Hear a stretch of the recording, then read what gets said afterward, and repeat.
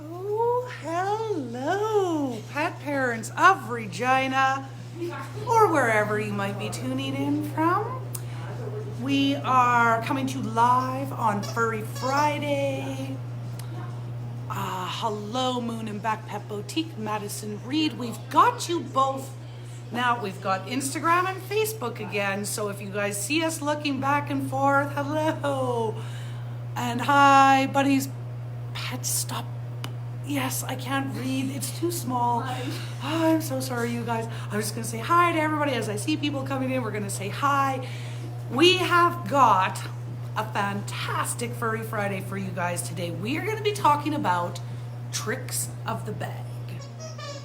You've heard of tricks of the trade, right? Well, this is tricks of the bag. And those are the tricks that big pet food manufacturers have to make us think that what they're putting in the bag is better than what it actually is. So we're going to talk about that. We've got 3 really good things for you guys to look for, because remember, it's Pet Nutrition Month and we are doing our Swap Your Kibble for Cash. Zayner's very happy about this, so he's doling out the kisses because of it. Swap your kibble for cash. So if you're not feeding your food with us, bring your kibble in. Hello, Lee. I see that there's some other people, but Facebook's not telling me who. If you're not buying your food with us, bring your food in. We will swap that kibble for cash, and we will make sure that we get your furry guy on some really good, healthy food. So we talked about kibble swap on Tuesday. So I'm not going to get back into that. I am going to let everybody know that, of course, as everyone is aware, the devastation that is currently occurring in the Ukraine today, what we are doing, we are donating 10% of all of our sales. The dogs are happy, you guys, very happy. We are donating 10% of all of our sales, whether our sales are online or in-store. 10% of all of our sales are going to be donated to the Canada-Ukraine Foundation in an effort for us to try to help, along with everybody else who's trying to help these poor people in Ukraine that are in this situation that nobody ever would want to be in. So if you have already pampered the pooches and the kitties out there and you don't need any good stuff for the fluff, for the floof, then we also have on our website set up under our causes, Stand With Ukraine, and it is a donation that you can make in $10 increments, as many as you'd like, and that money will all go towards the contribution that we're going to make to the Canada-Ukraine Foundation. So definitely hearts and thoughts are with those people, and we want to try to help any way that we can. Okay, on to the matter at hand, folks. We are talking about tricks of the bag. Those tricky little things that big pet food manufacturers do to make us believe that we are feeding a high quality food, a very healthy, nutritious food. Did you guys happen to see Ella's viral TikTok from last night? Give us a thumbs up if you saw this TikTok. Or the reel. Or the reel in 2 parts. The reel in 2 parts. The reel, it was on Instagram as well, but it didn't play the entire video like it does on TikTok. And of course, pet food has become just like You gotta go check it you out. gotta go check it out. You gotta go find us on TikTok, or you could look on the reel, I guess. Yeah. But pet food, you guys know, if you have anything to do with pet food, or if you know these different dog groups, pet food has become kind of like politics and religion. It's something nobody wants to talk about because it's so divided, right? There's this camp and there's this camp, and these camps do not get along. There doesn't seem to be any middle area. It's either you believe that animals should eat a biologically appropriate diet, or you believe that they should eat dried up crusty ick for their entire life from birth till death. And we are in this camp. We are in the camp of biological appropriateness when it comes to feeding our animals. Yeah. So Ella's got a little bit of a heated discussion going back and forth, and we are trying to reach out to everybody on TikTok that had questions so that we can address those. In a professional, mature manner. We had to delete some comments because they weren't very nice to other people. Yeah. Just like monitoring. It's like a teacher when you monitor what's going on in the classroom. Right? A teacher of toddlers. Yes. Yes, So because unfortunately, yes. we appreciate mature, constructive discussion all the time, whether you're for or against us. We love that. But as soon as name calling comes out, there has to be some deleting stuff. And that is how we all learn, right? Yeah. We don't necessarily have to agree with one another, but to hear what the other person is saying. And so that's what we're trying to do on TikTok. We are trying to address the legitimate questions. And of course, if people are getting out of control on our page, it is our page, and we have the right to remove those folks or delete their comments if they're not going to be nice to the other people who have legitimate questions. Yeah. So what Ella was talking about on the TikTok was one of our swapped bags. So we got a bag of Kirkland, and she made a very good point. So the first trick of the bag that we want to talk to you guys about is what's called ingredient splitting.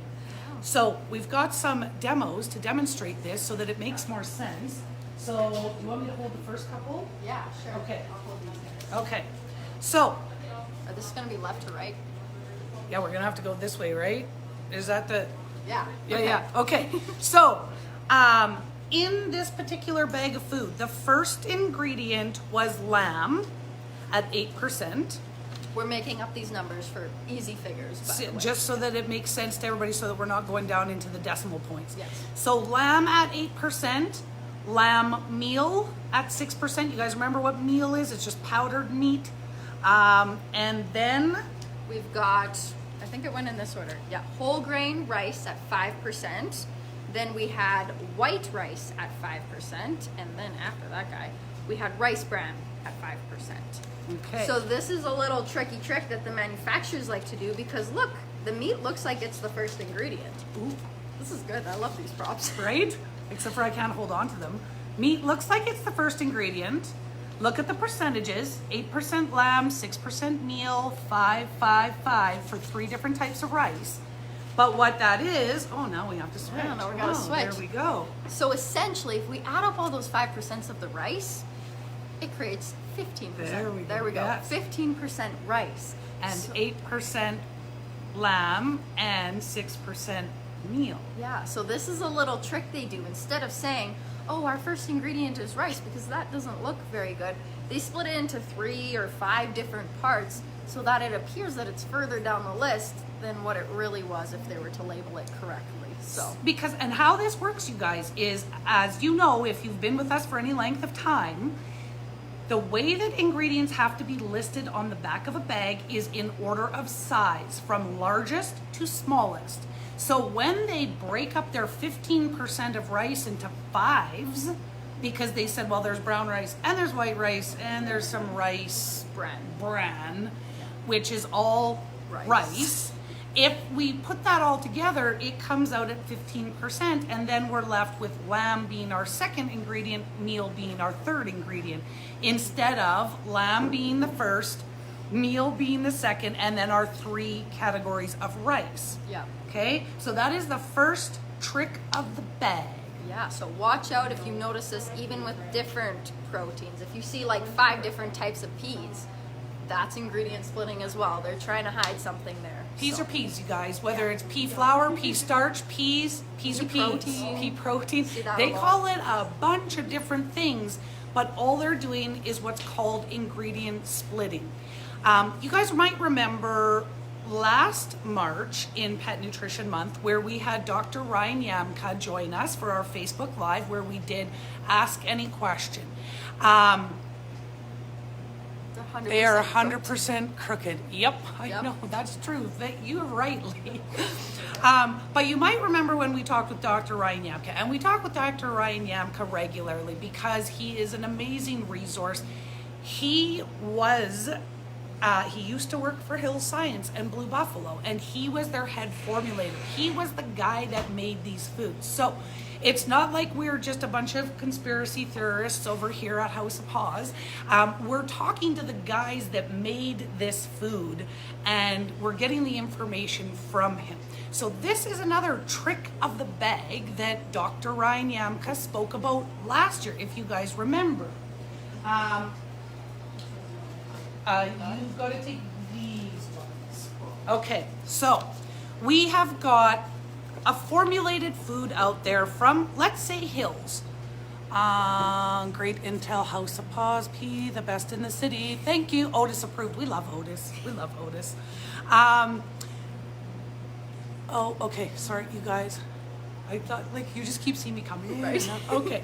So let's take Hills for an example, because that was what Ryan was talking about specifically, because that is who he formulated for.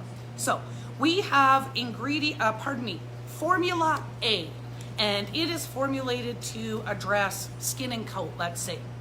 And so it starts with brewer's rice at 10%, whole grain wheat at 10%, and corn at 10%. And then they throw in, some byproducts, which we don't know what they come from, at 8%. Some meal, mystery meat meal, we don't know what animal that comes from either. And some chicken fat. You like my byproducts and chicken fat, you guys? You can't find these pictures online. Okay, so this particular formula, let's say Hills says it addresses skin and coat. Have you ever wondered why Hills has so many formulas for so many different things out there? Okay, so now they say, well, now we want to do one for digestion. New recipe. New formula, new name, it addresses new things. Nothing has changed except for the order of the ingredients.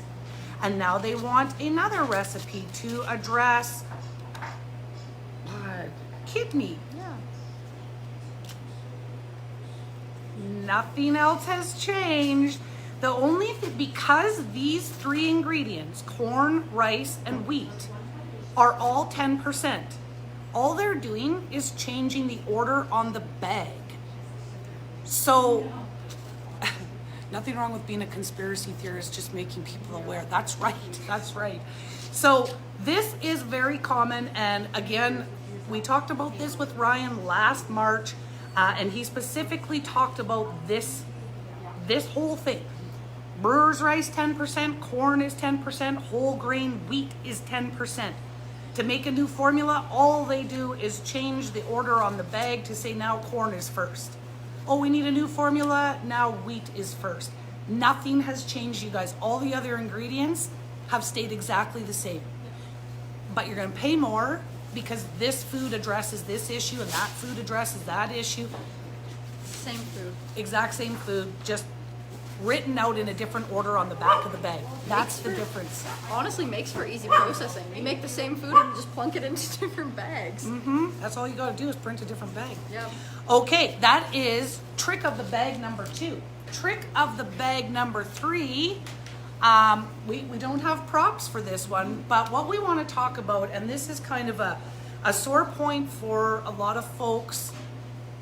My life has changed now reading ingredients on all food labels. Of course, right? We do it for ourselves. We should be doing it for our furry family. And it breaks my heart when we do research and I go through and I start reading, hydrolyzed corn oil, soybean, blah, blah, like nothing that a carnivore would actually eat if they were given a choice. And those make up some of the biggest, most popular pet foods in the world.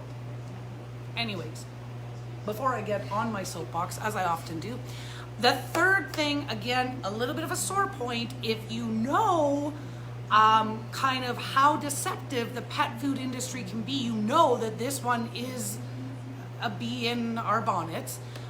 It is the kibble where we add freeze-dried meat to it and we then hike the price on the bag because we say this is fantastic food. And pet parents go, oh, I'm doing a really good thing for my animal here because I'm paying a premium price for this food. What you're paying for is the freeze-dried. So Ella is going to talk about this one. So oftentimes with these foods, I have yet to find a food that really doesn't fall into this rule. These foods that include these freeze-dried niblets or they spray with freeze-dried meat, they do that sometimes as well. Coated, yes. The actual kibble itself is a very low-grade kibble. Because the cost of freeze-dried processing is a lot higher and because it's just meat, they have to cut their costs elsewhere. So the kibble is Garbage. Crap. It's crap. But they add in this freeze dried and it looks super cool, and they've got this awesome bag that, you know, your dog's getting this meat protein and this and that and that. That freeze dried is covering the quality of that kibble. If you are a pet parent who's like, I want to include freeze dried in my pet's meal, why don't we start with a premium base? Why don't we start with a really good kibble to start and then include freeze dried? This is just a manufacturing marketing technique that gets people. You think you're feeding this premium food, it's priced super high, the protein's awesome, but in fact that freeze dried's just covering up the crap that the food really is. And So, that's the trick on the bag, yeah. is that the guaranteed analysis is overinflated because of the freeze-dried. The freeze-dried is quality. Two things about that. Oftentimes, pet parents who are feeding these, what they believe is a good kibble with freeze-dried or coated in freeze-dried, they think it's good, they think they're doing all the right things, but what they come in saying is, my furry guy just picks the freeze-dried out, like they don't eat the kibble. And of course they don't, because the kibble is not great. They've coated it with why do we have to coat it? Why do we have to coat, if it's real good food, why do we have to coat it with stuff? And the other thing about that is adding that freeze-dried into a crappy kibble means that I've gone to McDonald's and I've eaten an apple with my McDonald's. So the majority of the meal that I just ate at McDonald's, not great for me. The apple is good, but that's only a small portion of my meal, right? Because the rest of it was all fast food. What is the number one dry dog food you recommend? For Facebook watchers, we probably didn't read that loud enough. Oh, sorry. Someone on Instagram asked, what is the number one dry dog food you recommend? So in store, the only dry dog food that we sell, the only kibble that we sell is a premium brand called Open Farm. It checks off all of the boxes that it has to with regards to it is protein rich, it is nutrient dense. That means that we feed less because their bodies use more of the food, and it is low carb, which also factors into that whole feeding less, body uses more. I'm showing... The kibble jars are coming out. Kibble jars are coming out, you guys. Traditional kibble. This is 3 cups of traditional kibble. This is how much sugar is in traditional kibble. In this jar of kibble, 3 cups, there's 2 cups of sugar. The reason that there's that much sugar in the food is because in order to make kibble, we need starch. We need something to hold the little pellets together. The starch is the carbs that our dogs and cats have no biological requirement for carbs. So when they eat carbs, their body processes that, breaks it into sugar, and sugar is what feeds disease. So that's why we're saying there is 50 to 70% of a traditional kibble is made up of sugar. Which is because all of the waste carb, product. which is all waste. Because the dog and cats, they have no biological requirement for carbs, it comes out in your backyard. So you will feed less when you feed a low carb food. And here we go with an example. There we go, we've got more. So this is an actual Royal Canin, this is just for prop purposes, but this is supposed to represent Royal Canin versus Open Farm. Wow. Royal Canin versus Open Farm. So this is for a 50-pound dog for the day. That's your feeding difference, because you've cut down all that filler that's associated with this brand name. That ends up in your backyard. Yes. Because when it's carbs and their body doesn't need it anyways, think about it like you can't overdose on vitamin C, but if you take too much vitamin C, where does it go? Down the toilet. Yep. You just pay for really expensive pee, as Sheldon from Big Bang says, when you're buying all these vitamins, because your body can only take so much. Now, I guess that's a little bit different because we use vitamin C. Our dogs and cats don't use carbs. But the moral of the story is, if we're giving them stuff in their everyday food that that their bodies don't use, you're picking it up in the backyard and you're feeding a heck of a lot more. And of course it costs more.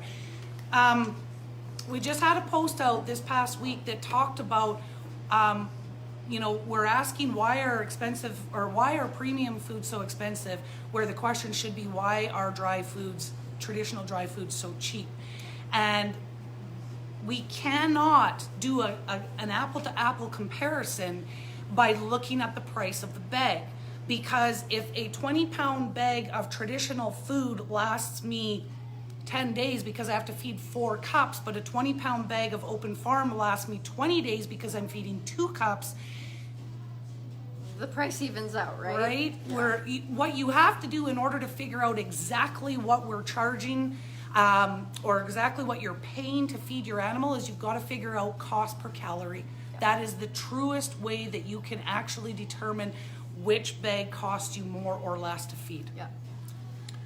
Disgusting. I've been feeding my dogs a Canna since birth only because it was recommended from the vet forever ago. Ready to make a switch for my 2 dogs. Kibble swap. Kibble swap. Perfect time. So that's how we can end this actually. Yeah. Yes. If you guys are feeding something that is, if you're feeding a dry diet that is not open farm, that's where we're doing our kibble swap. If you're feeding something that you do not buy from us, we're doing a kibble swap. So you bring your bag of old food into us. We're going to donate that to a rescue. We are also going to give you cash towards the purchase of your open farm bag. And then we've also got $5 off small bags, $10 off big bags, which you can cash in for again throughout the month. Yeah. So this is a perfect time if you're thinking, I want to get my dog on a really good diet. This is the time to do it. Do it during our kibble swap. Yeah, win, win, win.